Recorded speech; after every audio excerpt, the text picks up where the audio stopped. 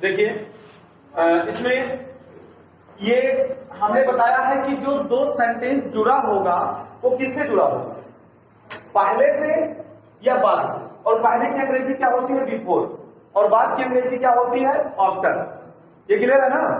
तो बिफोर के पहले वाला एक सेंटेंस हो गया और बिफोर के बाद वाला एक सेंटेंस हो गया। यहां सब्जेक्ट लिखा है, फिर बी टू लिखा है, बी टू का मतलब वर्ब की दूसरी अवस्था, ऑब्जेक्ट और कंप्लीट। अच्छा, बाद से जुड़ा हो तो इसके पहले सेंटेंस हो गया और इसके बाद वाला सेंटेंस हो गया। अब यहां पे अभी भी बच्चे कंफ्यूजन में, ठीक है, अभी भी बच्चे कंफ्यूज में ये होंगे क्या है, इतना लंबा सूत्र है, कैसे समझ में आए।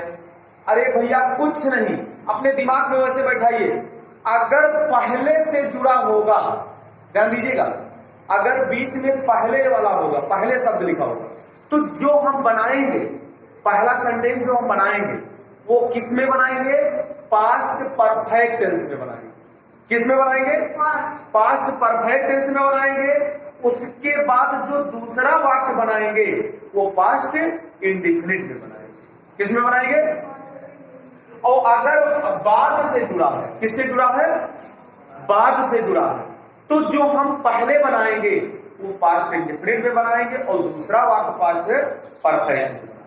अब तो समझ, ये सूत्र जो लिखा है ये पास्ट इंडिफिनिट का सूत्र लिखा है, और ये जो लिखा है ये पास्ट परफेक्ट का। यहां जो लिखा है ये पास्ट परफेक्ट का लिखा है और यहां जो लिखा है पास्ट इंडिफिनिट का लिखा है। तो अगर बाद से जुड़ा है, ठीक, आफ्टर मतलब बाद, तो हम पहले पास्ट इंडिफिनिट को रखेंगे, तब दूसरा वाक्य हम किस में बनाएंगे, पास्ट परफेक्ट में। और अगर पहले से जुड़ा है तो हम पहले पास्ट परफेक्ट में बनाएंगे। ये समझ में आया, ध्यान दीजिएगा, ये चीजें समझ में आती नहीं है जल्दी किसी को, ठीक है। फिर से समझिए, हमें सबसे पहला काम क्या करना है, ये सबसे पहला काम, यहां इधर वाला सेंटेंस आगे लेकर आना है और इधर वाला सेंटेंस इधर लेकर जाना है, ठीक है। उसके बाद ये काम कर लेने से पहले, ये काम हमें कर लेना है, और इस काम को करने के बाद अगर पहले बीच में पहले लिखा है तो हमें इस सूत्र पर बनाना है, और अगर बीच में बाद लिखा है तो हमें इस सूत्र पर बनाना है। लेकिन ये कमवा करना है, इधर वाला आगे और इधर वाला पीछे करना है। नहीं समझ में आया, अब एग्जाम्पल देके तभी समझ में आएगा। देखिए यहां दिखाई दे रहा है, जैसे लिखा है कि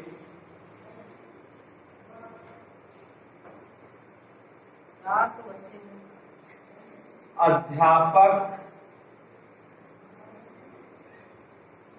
के आने से पहले, अध्यापक के आने से पहले छात्र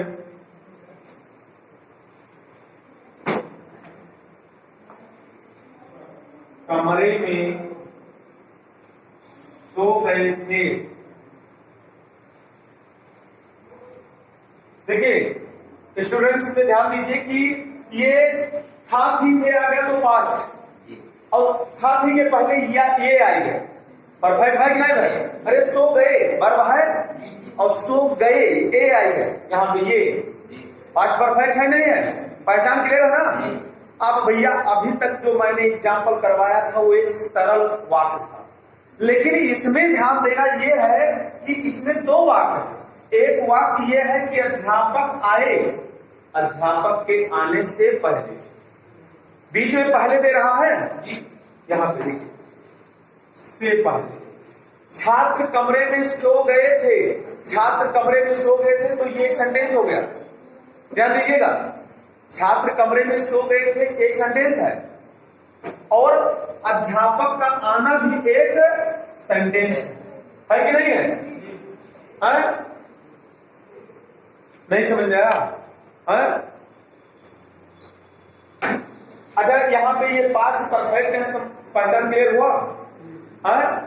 और पास्ट परफेक्ट टेंस पहचान क्लियर होने के बाद ये तो क्लियर हो गया है कि पहले शब्द से दो सेंटेंस जुड़ा हुआ है, एक सेंटेंस ये है, एक सेंटेंस ये है, इसमें तो कोई डाउट नहीं है ना। अब हमें क्या करना है, सबसे पहला चीज ये वाला, देखिए ये क्या कह रहा है, इसको यहां लाइए और इसको यहां ले जाइए, ये समझ में।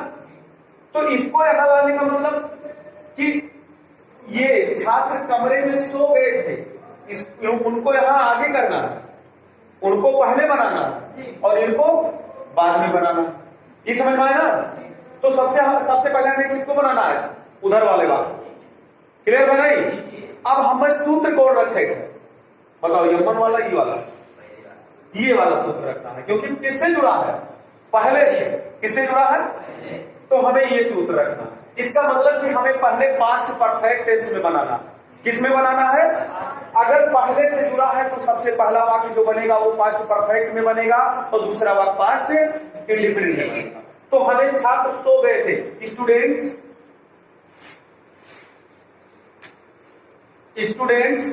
हैड, समझ में होती नहीं, स्टूडेंट सब्जेक्ट हो गया, हैड हेल्पिंग वर्ब हो गया, बी3 लाइए, बी3 इसमें क्या है, सो गए, सिलेक्ट, अभी मैंने बताया है, सिलेक्ट, तीसरी अवस्था सिलेक्ट होगा ना, है? उसके बाद ऑब्जेक्ट और कंप्लीमेंट कुछ है, हाँ, कमरे में, इसमें है, तो में की अंग्रेजी इन और द रूम, यहां तक समझ में आया। The students had slept in the room, clear हो गया है। अब हमें क्या करना है भैया, बिफोर लगाइए, किसकी अंग्रेजी, पहले की अंग्रेजी, यहां पे देखिए दिखाई दे रहा है, यहां हम लिख दे रहे हैं,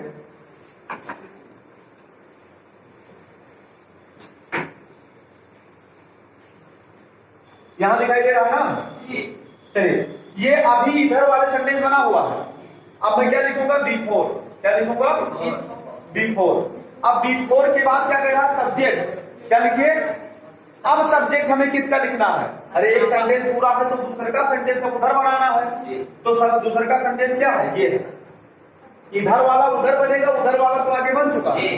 तो अब यहाँ पे सब्जेक्ट कौन है, अध्यापक, अध्यापक की क्या होगी, टीचर, टीचर हो गया। उसके बाद टीचर, अब हमें क्या करना है, B2 लगाना, B2 वर्ब की दूसरी अवस्था। अब बताइए अध्यापक का क्रिया क्या है इसमें, आना, और आने की अंग्रेजी कम होता है और कम की दूसरी अवस्था केम होता है, CAME, तो यहां पे लिखेंगे केम। अब भैया और कुछ है, कुछ नहीं है, अध्यापक का आना ही है और कुछ है नहीं इसमें, बस हो गया। इसको पूरा लिख पढ़ेंगे, student had slept in the room before teacher came, समझ में आ गया ना। कोई दिक्कत, एग्जाम्पल और देने का क्यों है?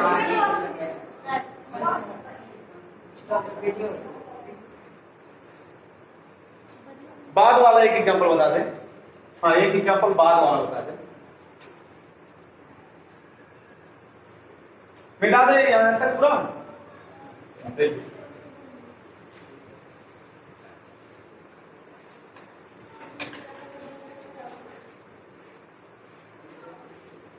देखिए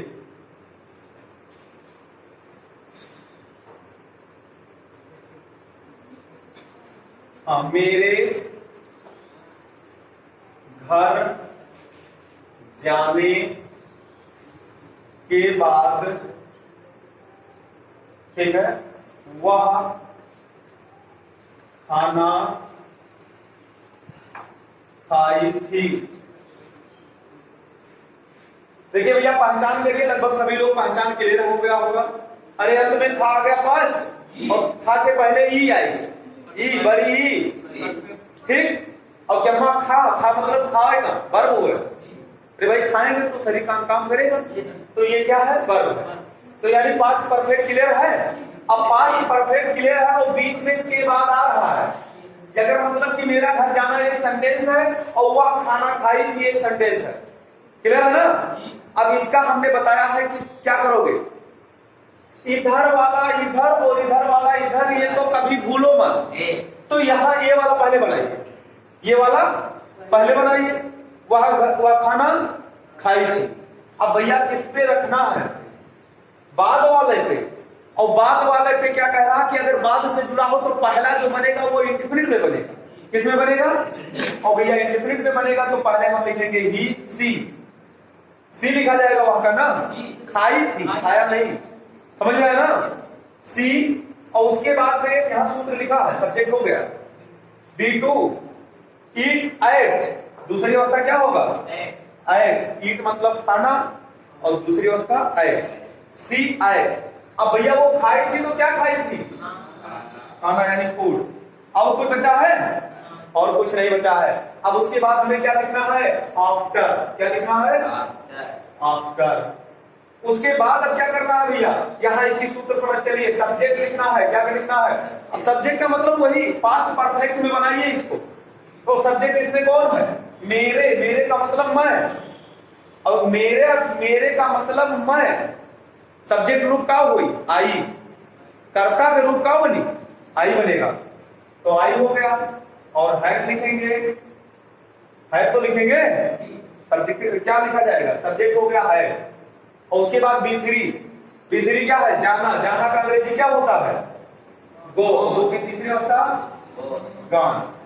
गॉन होगा ना। और कहां गया? घर। I had gone to home या हाउस। समझ में आ गई नहीं?